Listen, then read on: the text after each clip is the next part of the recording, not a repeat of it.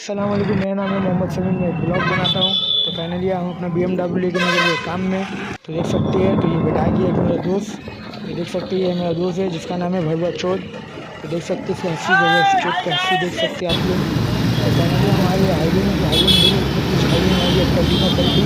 तो पलटी कैसा हुआ, तो ड्राइवर ने बोला भाई ब्रेक मारे थे रात में, और उसके बाद यूटर्न मार लिया चिलम, तो इसलिए गाड़ी हो गया पलटी।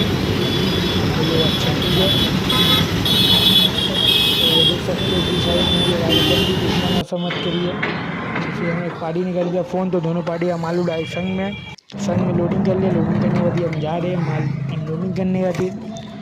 तो देख सकते हैं फाइनली अब हम जा रहे हैं। तो अब अनलोडिंग कर लेंगे, तो अनलोडिंग करने के बाद तो जाना कोई अपना BMW का पार्ट्स लेने निवड़े में। तो देख सकते हैं अभी हम जा रहे हैं पूना एक्सप्रेस में। तो ये आ गए हम पार्ट्स की दुकान में। तो देख सकते हैं पार्ट्स का दुकान में। तो देखिए चाचा नमाज़ पढ़ रहा है, तो हम तो रुक गए।